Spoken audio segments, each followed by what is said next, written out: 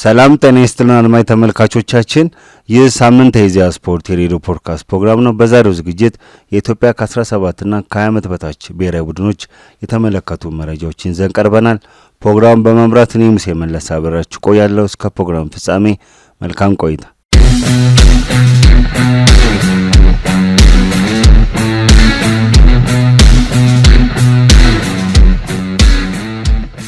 በአንድ ሀገር የእግር ኳስ እድገት ውስጥ ከሚነሱ አበይት ጉዳዮች መካከል የታዳጊ ስፖርቶች ልማት ይጠቀሳል። ከታች ጀምሮ በተለያዩ የስፖርት ዘርፎች ቼኑን የጠበቀ ሰንሰለቱን የጠበቀ ሽግግር ትራንዚሽን በማድረግ ጠንካራ ቡድን መገንባት በእግር ኳስም ሊሆን ይችላል፣ በሌላም በእጅ ኳስም በተለያዩ ውድድሮች ላይ ጠንካራ ቡድን መገንባት አንዱ ቁልፍ ነገር እንደሆነ ይነገራል። በተደጋጋሚ በዓለም እግር ኳስ ውስጥ ስኬታማ የሆኑ ሀገራት እንግዲህ አንዱ ጥንካሬ መገለጫቸው አንዱ መለያቸው ታዳጊዎች ላይ እንደዚህ ከታች ጀምሮ ሰንሰለቱን በጠበቀ ሁኔታ መስመሩን በጠበቀ ሁኔታ የሚያከናውኗቸው ስራዎች ናቸው።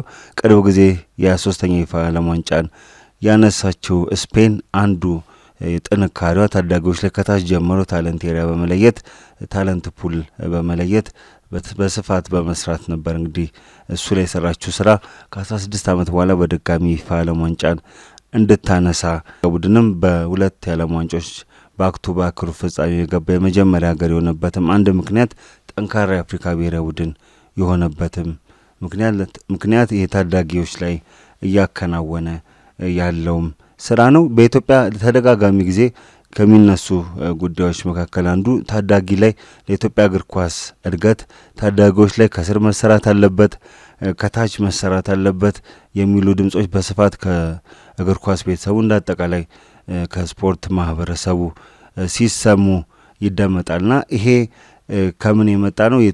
አጠቃላይ በኢትዮጵያ ታዳጊ እግር ኳስ ላይ የሚሰሩ ስራዎች ጊዜያዊና ተከታታይ ካለመሆናቸው አኳያ ነው። አሁን ላይ ስልጣን ያለው የኢትዮጵያ እግር ኳስ ፌዴሬሽን በእንደዚህ አይነት ጉዳዮች ላይ ጅማሮ ሊባሉ የሚችሉ ተስፋ ሰጪ እንቅስቃሴዎችን እያደረገ ይገኛል። ቅርብ ጊዜ በሞሮኮ በተደረገው ከ17 ዓመት በታች የአፍሪካ ዋንጫ የተሳተፈው የኢትዮጵያ ከ17 ዓመት በታች ብሔራዊ ቡድን የታዳጊዎች እግር ኳስ ልማት ወይም ናሽናል ካምፒንግ በሚል ፌዴሬሽኑ በሚጠራው መርሃ ግብር ላይ የተሳተፉ ታዳጊዎች ተመልምለው ከዛ በተለያዩ ሂደቶች ውስጥ ስክሪን ተደርገው ተለይተው በዚህ ብሔራዊ ቡድን ውስጥ ተካተው ብሔራዊ ቡድኑ እንግዲህ ለመጨረሻው ፋይናል ለመድረስ ወይም ኳታር ላይ ለሚደረገው መስከረም ላይ ለሚደረገው የፊፋ ከ17 ዓመት በታች ወንዶች ብሔራዊ ቡድን የዓለም ዋንጫ ውድድር ለማለፍ ከሞዛምቢክ ጋር ባደረገው ጨዋታ በመለያ ምት ተሸንፎ ከውድድሩ ውጭ መሆኑ የሚታወስ ነው። ይህ ብሔራዊ ቡድን እንግዲህ እንደዚህ አይነት ጠንካራ ግስጋሴ ያደረገው ከፍተኛ ክትትል ተደርጎበት ከፍተኛ በጀት ፈሶ በሚሊዮኖች የሚቆጠሩ ገንዘቦች ፈሰው ወደዚህ እንቅስቃሴ መግባቱ የሚታወስ ነው። ያም እንግዲህ ኢትዮጵያ ለ17 ዓመት በታች ዓለም ዋንጫ ባታልፍም ተስፋ ሰጪ በአፍሪካ ዋንጫውም ከግብጽ፣ ከሞሮኮ፣ ከቱኒዚያ ጋር ከሞዛምቢክ ጋር እነዚህ ጠንካራ የአፍሪካ ታዳጊ ብሔራዊ ቡድኖች ናቸው። ከነዚህ ታዳጊ ብሔራዊ ቡድኖች ጋር ጠንካራ ፍልሚያ በማድረግ የመጨረሻው ምዕራፍ መሆኑ የሚታወስ ነው። በሴቶች ብሔራዊ ቡድንም በኩል እንደዚሁ ከ17 ዓመት በታች ብሔራዊ ቡድን በሞሮኮ ለሚደረገው የዓለም ዋንጫ የሴቶች ብሔራዊ ቡድን ከ17 ዓመት በታች የዓለም ዋንጫ ለመሳተፍ እንደዚሁ ጥረት ሲደረግ ነበር። አንዱ ጥረት የነበረው በስፖርት አካዳሚዎች በማሰልጠኛ ማዕከላት ምልመላ ነበረ። በእነዚህ ምልመላ ሂደቶች ውስጥ ያለፉ ተጫዋቾች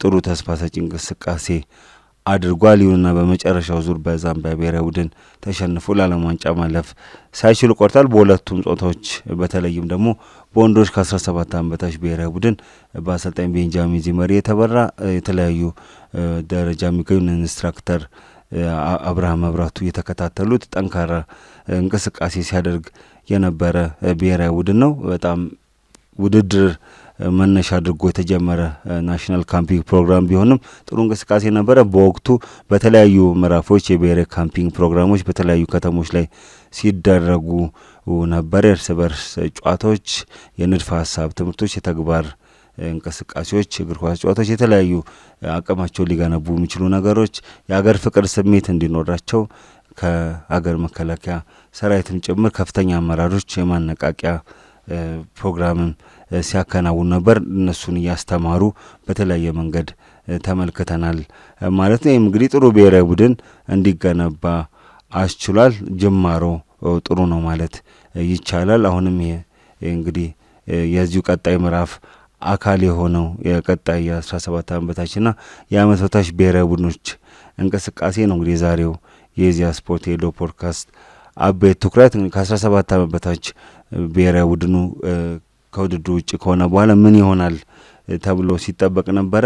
ከ20 ዓመት በታች እነዚህ ከ17 ዓመት በታች ብሔራዊ ቡድን የነበሩ ተጫዋቾች በቀጣይ ኳታር በሚደረገው ከ17 ዓመት በታች ውድድር የዓለም ዋንጫና ሌሎች የአፍሪካ ዋንጫ ውድድሮች ላይ መሳተፍ ስለማይችሉ ወደ 20 ዓመት በታች ብሔራዊ ቡድን ተሻግሯል። ከትራንዚሽን አንጻር ጥሩ ዲቨሎፕመንት ፓይፕላይን ይሄ ያንን ሰንሰለት ጠብቆ መሄዱ በጣም መልካም የሚባል ነገር ነው። በ17 ዓመት በታችም እንደዚሁ የምልመላ ፕሮግራም ትላንትና የመጀመሪያው ምዕራፍ ለእነዚህ ሁለቱ ብሔራዊ ቡድኖች መጀመሩ የኢትዮጵያ እግር ኳስ ፌዴሬሽን አስታውቋል። በእነዚህ ሁለት የእድሜ እርከኖች ለብሔራዊ ቡድኑ ብቁ የሚሆኑ ተጫዋቾች ለመለየት የሚያስችል ናሽናል ካምፒንግ ብሔራዊ የምልመላ እግር ኳስ ልማት ፕሮግራም ሊባል ይችላል የመጀመሪያ ምዕራፍ ትላንትና ተጀምሯል። በሁለቱ የእድሜ እርከኖች በጠቅላላው 81 ተጫዋቾች ትናንት የተሰባሰቡ ሲሆን የናሽናል ካምፒንጉ የመጀመሪያ ምዕራፍ እስከ 40 ሐምሌ 24 ቀን እንደሚቆይ የኢትዮጵያ እግር ኳስ ፌዴሬሽን አስታውቋል። በመስከረሙን ታንዛኒያ ላይ እንደሚካሄድ በሚጠበቀው ከ20 ዓመት በታች የአፍሪካ ካፍ ዞን ማጣሪያ ውድድር ላይ የሚሳተፈው ኢትዮጵያ ከ20 ዓመት በታች ብሔራዊ ቡድን ብቁ የሚሆኑ ተጫዋቾችን ለመመልመል በዚህ ምዕራፍ 40 ተጫዋቾች በማሰባሰብ የምልመላ ሂደት የተጀመረ ሲሆን በናሽናል ካምፒንጉ ላይ ከ2 ወራት በፊት በሞሮኮ በተካሄደው ከ17 ዓመት በታች የአፍሪካ ዋንጫ ቅድም እንዳነሳሁት ድንቅ ጉዞ ያደረገው የኢትዮጵያ ከ17 ዓመት በታች ብሔራዊ ቡድን በአፍሪካ ዋንጫ ስብስብ ውስጥ መካተት ያልቻሉ ተጫዋቾችና ባለፈው ዓመት በ17 ዓመት በታች ብሔራዊ ካምፒንግ ተከታታይ ስልጠና ሲያገኙ ነበሩ። እንዲሁም ከኢትዮጵያ ከ20 ዓመት በታች ፕሪሚየር ሊግ ውድድር የተመለመሉ ተጫዋቾች መካተታቸውን ፌዴሬሽኑ አስታውቋል። ከ17 ዓመት በታች የአፍሪካ ዋንጫ የሴካፋ ዞን የማጣሪያ ውድድር በሩዋንዳ አስተናጋጅነት በጥቅምት 2019 ላይ ይካሄዳል። በዚህ ውድድር ላይ ተሳታፊ የሚሆኑ የኢትዮጵያ ከ17 ዓመት በታች ብሔራዊ ቡድን ተጫዋቾችን የመልመል ሂደት ለማከናወን ለ17 ዓመት በታቹ 40 ቅድም እንዳነሳሁት ከ20 ዓመት በታቹ 40 በድምሩ 81 ሆነዋል ማለት ነው። ከሁለት ሳምንት በፊት በአዲስ አበባና በአዳማው የውስጥ ወንዶች ላይ ተመልምለው የሪጂናል ካምፒንግ በማከናወን ስልጠና የተሰጣቸው 40 ታዳጊዎች የዚህን ካምፒንግ አካል ሆኗል ማለት ነው። ናሽናል ካምፒንግ የመጀመሪያ ምዕራፍ ትላንት በአዲስ አበባ ተጀምሯል። በ6 ኪሎ በአዲስ አበባ ዩኒቨርሲቲ 6 ኪሎ ካምፓስ ሜዳ በሁለቱም ዕድሜ እርከን የተመረጡ ሁሉም ተጫዋቾች የአካል ብቃት ምዘና ተደርጎላቸዋል። በማስከተለው ቡድኖቹ በተናጠል የእርስ በርስ ጨዋታ በማከናወን የተጫዋቾች ብቃት ምዘና መካሄዱን የኢትዮጵያ እግር ኳስ ፌዴሬሽን መረጃ ያመለክታል። ብሔራዊ ካምፒንግ ምልመላ ፕሮግራም የእግር ኳስ ልማት ፕሮግራም በቀጣይ እንግዲህ ተከታትሎ በቀጣይ ምዕራፎች የሚከናወን ይሆናል። እነዚህም በተመለከቱ የተወሰኑ ሀሳቦችን ለማንሳት ወዳለው የኢትዮጵያ እግር ኳስ ፌዴሬሽን ከ17ና ከ20 ዓመት በታች የሴካፋ ዞን የአፍሪካ ዋንጫ ማጣሪያዎች ላይ ለብሔራዊ ካምፒንግ የመጀመሪያ ዙር ፕሮግራሙን ይፋ አድርጓል። ይህም እስከ ሐምሌ 24 የሚቆይ ነው። ይሄ ከብዙ ነገር አንጻር ሊታይ ይችላል። አንደኛው እንግዲህ የእድገት ሂደትን ወይም ትራንዚሽኑን ማስቀጠል ነው። ከ17 ዓመት በታች ብሔራዊ ቡድኑ ወደ 20 ዓመት በታች የገባሉ። ባለፈው ዓመት እድል ያላገኙ በካምፒንግ ውስጥ የነበሩ የኢትዮጵያ ከ20 ዓመት በታች ፕሪሚየር ሊግ የተሳተፉ ተጫዋቾችም በዚህ ውድድር ላይ በዚህ ምልመላ ላይ መካተታቸው ስትራቴጂካዊ ሊባል የሚችል አካሄድ ነው ማለት ይቻላል። አንደኛው ማንሳት የሚቻለው መልካም ጎን ወይም በጎ ጎን የተጫዋቾች ቀጣይነትና ሽግግር ነው። ከ20 ዓመት በታች ስብስብ ውስጥ በሞሮኮ ከ17 ዓመት በታች የአፍሪካ ዋንጫ ላይ ድንቅ ፍልሚያ ያደረጉ ተጫዋቾች በካምፒንግ ስልጠና ላይ ነበሩ እና ከ20 ዓመት በታች ከፕሪሚየር ሊግ ላይ የወጡ ወጣቶች መካተታቸው የቡድኑን የታዳጊ ብሔራዊ የታችኛው እርከን እድገት ሰንሰለት ወይም ዲቨሎፕመንት ፓይፕላይን የሚባለውን የጠበቀ ያደርጓል። የፕሮፌሽናል የሚባል ነው። ከታዳጊ ብሔራዊ ቡድኖች 17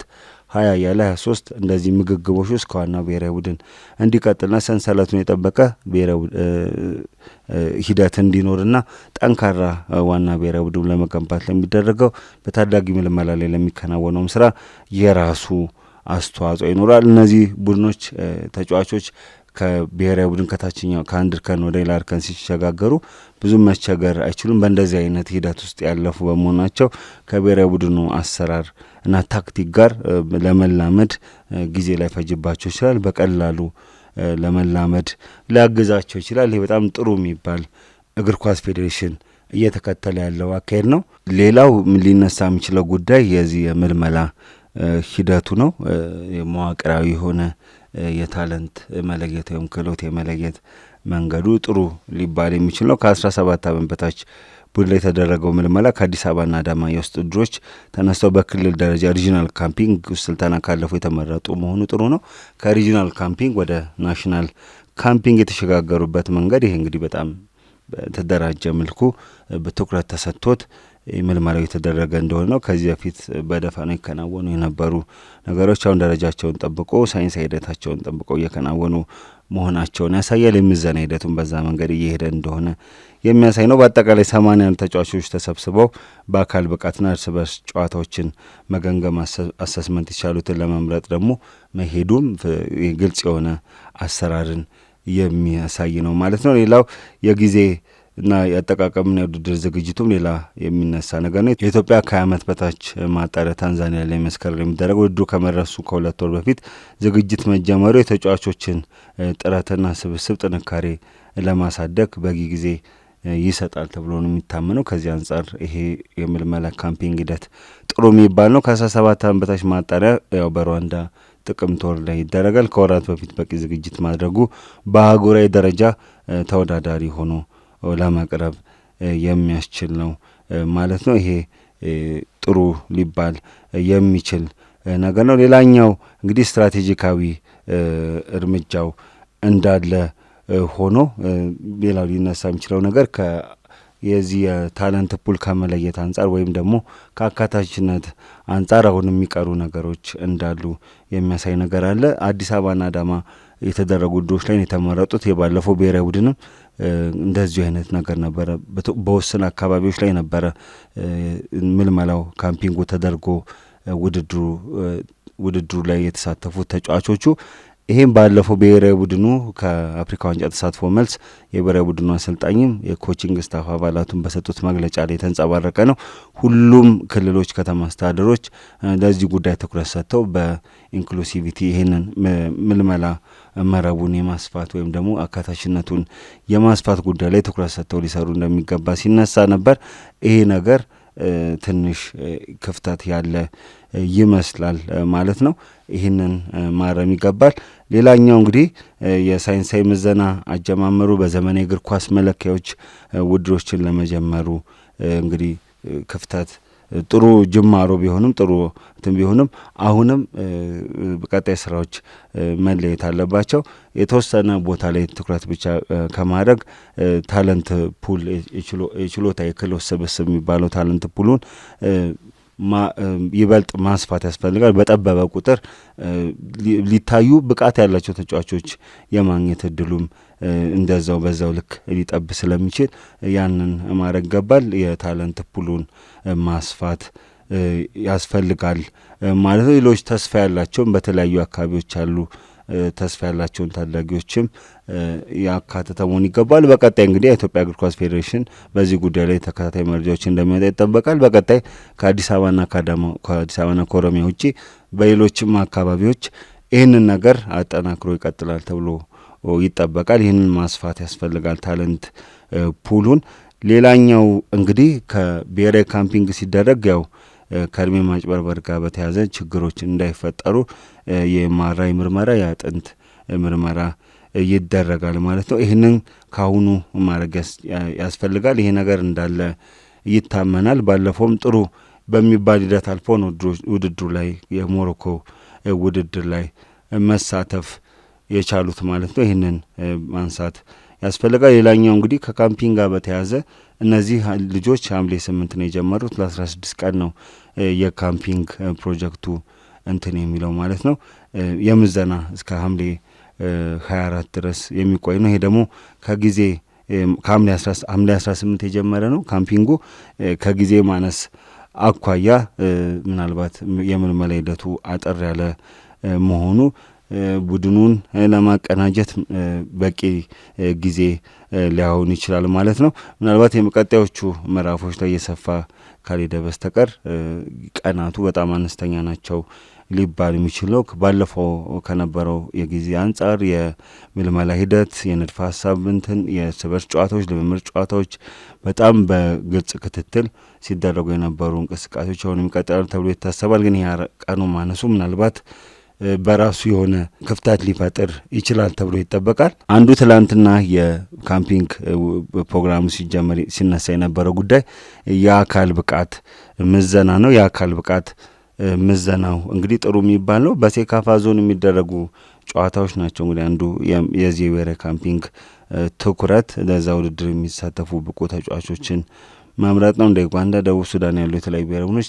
ጉልበት ላይ ያመዘነ ያጨዋወት ስልት ሊከተሉ ስለሚችሉ የኢትዮጵያ ብሔራዊ ቡድን ከቴክኒክ በተጨማሪ የአካል ብቃት ላይ ግንባታ ላይ ትኩረት ማድረግ አለበት። ፊዚካሊ ፊት እንዲሆኑ ተጫዋቾቹ ናሽናል ካምፒንጉ ትኩረት ሰጥቶ ሊሰራ ይገባል ማለት ነው። ቀጣይ ሊሰፋ እንደሚችል ታሳቢ በማድረግ እንግዲህ በቀጣይ ምዕራፎችም ከ6 ኪሎ ካምፓስ ከተጀመረው ምልመላ ባሻገር ሌሎችም በክልሎች በሚገኙ ፕሮጀክት አካዳሚ ተጫዋቾችን የሚያዩ ስካውቶችን መመደብ ምናልባት አንዱ አማራጭ ከማስፋት ሁሉም ቦታ ተደራሽ ላይሆን ይችላል። ግን ከዛ ውጪ እንደዚህ አይነት መልማዮችን ደግሞ በየቦታው ማድረግ እና ለዚህ ለናሽናል ካምፒንግ አቅማቸው የሚመጥን ከሆነ ወደዛ የማስገባት ሂደትን ይበልጥ ማስፋት ያስፈልጋል። ከካምፒንጉ ባለፈ ስካውቶችም በየቦታው ታለንትን አንት የሚያደርጉ እንደዚህ አይነት ሰዎችን የቴክኒክ ባለሙያዎችንም መመደብ የራሱ የሆነ ጥሩ ነገር ሊያመጣ ይችላል ማለት ነው። ሌላው እንግዲህ እነዚህ ተጫዋቾች የእርስ በርስ ጨዋታዎችን ከማድረግ ባለፈ አቅማቸውን ፈትሹ የተለያዩ ጨዋታዎችን ማድረግ ያስፈልጋል ማለት ነው። የሕክምና ምርመራ ማድረግ፣ ሳይንሳዊ ምርመራ ማድረግ፣ እንደዚህ አይነት ነገርን ማድረግ ከወዲሁ ጥሩ የሚባል ነገር ሊያመጣ ስለሚችል ይሄ በጣም ጥሩ የሚባል ነገር ነው። እንደዚህ አይነት ነገር መኖሩ የተጫዋቾች መበታተን ወይም ታለንት ድሬን እንዳይኖር የራሱ የሆነ አስተዋጽኦ ያደርጋል። የተወዳዳሪነትን መንፈስ ከማሳደግ አኳያ የራሱ የሆነ ነገር ሊኖረው ይችላል ማለት ነው። አጠቃላይ ደግሞ ከመረጃ አሰባሰብ ጋር አንዱ የዚህ የምልመላ ስርዓት አንዱ መገለጫ ዳታን ማዕከል ወይም መረጃ ማዕከል ያደረገ ስራ ነው። እንግዲህ የመረጃ አሰባሰብ ላይ ምን ያህል እነዚህ ተጫዋቾች በሁሉንም ባማከለ ሁኔታ ተሰብስበዋል፣ የመረጃ አሰባሰብ ወይ እነዚህ ተጫዋቾች ባክግራውንዳቸው ምንድን ነው የሚለውን ነገር እሱም በደንብ ማየት ያስፈልጋል። እሱ የሚታይ ይመስለኛል። ያው የመጀመሪያ እንደ ግብዓት እንዲሆንም ነው እነዚህን ሀሳቦች እያነሳው ያለሁት። በ6 ኪሎ ሜዳ እርስ በርስ ጨዋታ እንግዲህ በአጭር ጊዜ የእነዚህ ተጫዋቾች መለካት አይቻልም። በቀጣይ የሚኖሩ ነገሮች አሉ። እነዛን እንግዲህ መከታተል ያስፈልጋል ማለት ነው። ይሄ ብሔራዊ ቡድን ምን አይነት አይዴንቲቲ ነው ያለው የሚለውን ነገርም በደንብ ማየት ያስፈልጋል። የጨዋታ ፍልስፍናው ምንድነው? በእነዚህ 17ና ዓመት በታች ታዳጊ ብሔራዊ ቡድኖች ላይ ምን አይነት ነገር አለ? የአሰልጣኞች መቀየር የስልጠና ፍልስፍና ሊቀያየር ይችላል። ይሄ አጠቃላይ የታዳጊ ብሔራዊ ቡድኑን የጨዋታ ፍልስፍና መቅረጽ ለቀጣይ ብሔራዊ ቡድኑም የሀገራዊ ጨዋታውም ለዋናውን ብሔራዊ ቡድን የራሱ የሆነ አይደንቲቲ እንዲኖረው ያስችላል ማለት ነው። የሕክምናና የስነ ምግብ በተለይ ስፖርት ኒውትሪሽን በጣም ወሳኝ ነው። ባለፈውም እንደዚህ ስነ ምግብ ባለሙያ አብሯቸው ተጉዞ ነበር። ከዛ ባለፈ አሁንም ከአሁኑ ጀምሮ ከስነ ምግብ አንጻር እለት ተዕለት ያላቸው አመጋገብ፣ ማገገሚያ፣ ሪከቨሪ፣ ስነ ልቦና ግንባታ በጣም ወሳኝ ነው። የፋይናንስ ጉዳይም ባለፈው እግር ኳስ ፌዴሬሽኑ በሚሊዮኖች የሚቆጠሩ ብሮችን አውጥቶ ነው እንግዲህ እነዚህን ተጫዋቾች ወደ ምልመላ ያስገባ። አሁንም እንደዚህ አይነት ነገሮችን መቀጠል አለበት። የበጀት አቅሙን ማስፋት ያስፈልጋል ማለት ነው። ሴካፋ ዞን ተወዳዳሪ ብቁ የሆኑ ተጫዋቾችን የመልመል ስራ በዚህ ሰዓት መጀመሩ ጥሩ የሚባል ነው። ተጠናክሮ ሊቀጥል ይገባል። ከተቻለም እንግዲህ እነዚህ ብሔራዊ ቡድን ከናሽናል ካምፒንጉ ባለፈ ከአቻ የአፍሪካ ታዳጊ ብሔራዊ ቡድኖች ጋር ጨዋታዎችን ቢያደርጉ ይበልጥ አቅማቸውን ለመፈተሽ ያስችላቸዋል ማለት ነው። ውድድሩ ከመጀመሩ በፊት እዚህ ሀገር ውስጥ ከሚያደርጓቸው ጨዋታዎችና ልምዶች ባለፈ እንደዚህ አይነት ታዳጊ ብሔራዊ ቡድኖች ጋር አቻ ሌሎች ሀገራት ብሔራዊ ቡድኖች ጋር መጫወት አቋም ለመፈተሽ ያሉበትን ደረጃ ለማየት ለቡድኑም ስብጥር የቡድኑን ቲም ኮሄዥን ይዞ ወይም ደግሞ የቡድኑ ውህደት ጠብቆ ለመሄድ የሚያስችል ነው ማለት ነው። የኢትዮጵያ እግር ኳስ ፌዴሬሽን እነዚህ የታዳጊ ብሔራዊ ቡድኖች ጋር ወይም ዋና ብሔራዊ ቡድን ላይ የወዳጅነት ጨዋታ እንዲያገኙ ያከናወናቸው ያሉ ስራዎች አበረታች ናቸው። ቅርብ ጊዜ የኢትዮጵያ ብሔራዊ ቡድን ከማላዊ ጋር የወዳጅነት ጨዋታዎችን አድርጎ ነበረ በድሬዳዋ ዓለም አቀፍ ስቴዲየም። በታዳጊ ብሔራዊ ቡድን ደረጃም ዩጋንዳ ጋር ኢትዮጵያ ከ17 ዓመት በታች ብሔራዊ ቡድን ከዛምቢያ ጋር ጨዋታውን ከማድረጉ በፊት እንደዚህ አይነት ጨዋታዎች አሉ። እንደዚህ አይነት ነገሮችንም ማመቻቸት ቢቻል ለብሔራዊ ካምፒንግ ፕሮጀክቱ እንግዲህ የራሱ የሆነ አስተዋጽኦ ይኖራል። የክልል ስካውቲንግ ወይም ደግሞ ቅድም ሪጂናል ካምፒንግ ማስፋት ያስፈልጋል። ለዛ የሚሆኑ ቋሚ የሆነ የስካውት ወይም ደግሞ የምልመላ ስርዓትን መዘርጋት ያስፈልጋል። የፕሮጀክቱ ድሮችን በቋሚነት የሚከታተሉ የስፖርት ባለሙያዎችን መመደብ ያስፈልጋል። በቋሚነት መከናወን ያለበት ጉዳይ ነው። የዳታ አሰባሰቡም እንደዚሁ ተጠናክሮ ሊቀጥል የሚገባ ጉዳይ ነው። ለታዳጊዎች የስፖርት ስነ ልቦና ባለሙያዎችን መመደብ ያስፈልጋል። አካላዊ ምዘናው እንዳሉ ነው፣ በስነ ልቦና ብቁ እንዲሆኑ ማድረግ ያስፈልጋል። ባለፈውም ትንሽ የብሔራዊ ቡድኑ ላይ 17 በታች ብሔራዊ ቡድኑ ላይ ከወደቁ በኋላ ትንሽ ከስነ ልቦና አንጻር የመገዳት ነገር ነበር። የስነ ልቦና ጫናን ታዳጊ ናቸው እነዚህ ልጆች የስነ ልቦና ጫናን መቋቋም የሚችሉባቸው ነገሮች ማምጣት የራሱ የሆነ አስተዋጽኦ አለው። ያው እነዚህ የኢትዮጵያ እግር ኳስ ፌዴሬሽን አካሄዶች አዎንታዊና ሊበረታቱ የሚገቡ ቢሆኑም እንደዚህ አይነት ቅድም ያነሷቸው ሀሳቦች ተከታታይ በሆነ ሁኔታ መከናወን ይኖርባቸዋል። ከሌሎች ብሔራዊ ቡድኖች ጋር ምናልባት ጨዋታ ማድረግ ባይቻልም ልምድ ልውጦችን ማድረግም አንዱ የራሱ የሆነ አማራጭ ይሆናል። አጠቃላይ ከእንቅልፍም እረፍት የልጆቹ አጠቃላይ ከጉዳት ጋር ከእረፍት ጋር ከእንቅልፍ ሰዓት ጋር በተለያዩ እነዚህ ነገሮች ያው በዚህ በካምፒንግ ሂደት ውስጥ ያሉ ነገሮች ናቸው። የሰውነት ስብ መጠን አጠቃላይ ማየት ማጠናከሪያ ስራዎችን ይሰራሉ የሚለው ጉዳይ እነዚህ ነገሮች በሚቆዩባቸው ጊዜዎች ውስጥ ምን ያህሉ የትምህርት ማጠናከሪያ አብዛኛው የንድፈ ሀሳብ ነው፣ አብዛኛው የፊዚካል ነው፣ አብዛኛው ከአእምሮ ጋር የተገናኘ ነው የሚለውን ነገር እነዚህ ነገሮች ከግምት ውስጥ ማስገባት ያስፈልጋል። የወላጆችና የቤተሰብ ግንኙነት ወሳኝ ነው። ታዳጊዎቹ ወላጆቻቸውን ሌላ ሀገር እንደሚደረገው ከወላጆችና አሳዳጊዎቻቸው ጋር በቅርብ ግንኙነት መፍጠር፣ ስለ ካምፒንግ ዓላማ ማስረዳት፣ ወላጆቹም ለእነሱ ድጋፋቸው ልጆቹ ድጋፋቸው እንዲያደርጉ የራሳቸውን አስተዋጽኦ ያደርጓል። ትምህርታቸውን በደንብ መከታተል ይኖርባቸዋል። የካምፑን የዕለት ተዕለት እንቅስቃሴዎች፣ የተጫዋቾች ታሪክና የዝግጅት ሂደት በአጭር ቪዲዮዎች በማህበራዊ ሚዲያ እንደዚሁ በስፋት ማቅረብ ይገባል። ይህም ወላጆች ያንን ሲመለከቱ ልጆቹ እንደዚህ አይነት ዓላማ ሰንቀው ነው የሚወዳደሩት በሚል ይበልጥ ድጋፋቸውን እንዲያጠናክሩ የራሱ የሆነ ነገርን ያስተዋጽኦ ያደርጋል ማለት ነው። ልምምድ የሚያደርጉባቸውን ሰዓቶች መለየት እንደዚህ ወሳኝ የሚባሉ ጉዳዮች ናቸው ማለት ነው። ከላይ ያነሷቸው ነገሮች ከተከናወኑ ጠንካራ ብሔራዊ ቡድን ከነዚህ ከታንዛኒያና ከሩዋንዳ ውድድሮች ባለፈ ሌሎች ውድድሮች ላይም ጠንካራ ብሔራዊ ቡድን ይዞ ለመገንባት ይዞ ለመቅረብ የራሱ የሆነ አስተዋጽኦ አለው ማለት ነው። ከዚህ በፊት እነሱ የነበሩ በታዳጊ በሁለቱም ጾታዎች ብሔራዊ ቡድኖች ውድድር ከተደረገ በኋላ ብሔራዊ ቡድኖቹ ካለፉም ከወደቁም በኋላ ብሔራዊ ቡድኑ የመበተን ነገር ይታይ ነበር። አሁን ግን በዚህ ናሽናል ካምፒንግ ስርዓት ወይም ደግሞ ብሔራዊ ካምፒንግ የእግር ኳስ ልማት ስርዓት ውስጥ ማካተታቸው ጥሩ የሚባል ጅማሮ ነው። ገና 1-2 ዓመት ነው። ተከታታይ ስራዎችን ማከናወን ይገባል ለአመታት ውጤቱን ለማየት። ያንን ደግሞ የሚመራበት ሰነድ ወይም ደግሞ ስትራቴጂካዊ አሰራር ወይም ደግሞ ማዕቀፍ ሊኖር ይገባል። ከነዚህ ተሞክሮ በመቀመር ስትራቴጂካዊ የሆነ ሰነድም አዘጋጅቶ በዛ መምራት በየብሔራዊ ቡድኖቹ ላይ በታዳጊ ብሔራዊ ቡድኖቹ እርከን ላይ ያሉ እንትኖች ምን ማድረግ እንደሚገባ ያንን በሳይንሳዊ መንገድ የሚመራበት ማኑዋልም ማዘጋጀት ያስፈልጋል ማለት ነው። ከዚህ በፊት በነበሩ ካምፒንግ ፕሮጀክቶችና በአፍሪካ ዋንጫ ላይ የተመለከትናቸው ተጫዋቾች ነበሩ። እንደምታስታውሱት ዳዊት ካሳው አንዱ የሚነሳ ተጫዋች ነው። ዜፋ ሻፊ፣ ቢናም አብርሃ የቡድኑ አምበል ነበረ። ሌሎች ቸርነቱ ፋይሳ፣ አቤነዘር አለማየሁ እነዚህ የሚነሱ ተጫዋች ናቸው።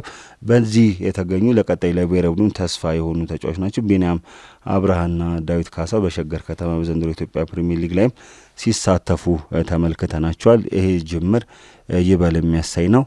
ተጠናክሮ ሊቀጥል የሚገባ ነው። ውድድሮችን ታሳቢ ያደረገ ብቻ ሳይሆን በአጠቃላይ ይህንን እንደ ጥሩ መነሻ ስፕሪንግ ቦርድ እንደ መነሻ አድርጎ እንደ መስፈንጠሪያ በመጠቀም በተለያየ ቋሚ የሆነ የታዳጊዎች የእግር ኳስ ልማት ፕሮግራምን በቋሚነት ማከናወን ያስፈልጋል። በእያንዳንዱ የእድሜ እርከን ከታች ጀምሮ ከ8 ዓመት ከ6 ዓመት ጀምሮ እንደ የእድሜያቸው ደረጃ ስልጠና ስርዓትን በማዘጋጀት አሰልጣኞች በመመደብ የቴክኒክ ባለሙያዎች በመመደብ በእያንዳንዱ ደረጃ ደግሞ ማኑዋሎችን በማዘጋጀት አጠቃላይ ቅድም ያነሷቸው ሂደቶች በመከተል መስራት ያስፈልጋል። ቋሚ በሆነ መንገድ ለረጅም ዓመታት መስራት ያስፈልጋል። በአንድ ዓመት ከምናምን ጊዜ ውስጥ የታዩ ነገሮች አበረታች ናቸው። ይበልጥ ደግሞ እዚህ ላይ አከታትሎ በትጋት በሚሰራ ከሆነ ውጤት ሊመዘገብ ይችላል። ኢትዮጵያ እግር ኳስ ፌዴሬሽን ይህን ሊያስቀጥል ይገባል። ኢትዮጵያ እግር ኳስ ፌዴሬሽን አሁን ያለው አመራር ቀጠለም አልቀጠለም ይሄ ስርዓት ሆኖ መቀጠል ይኖርበታል።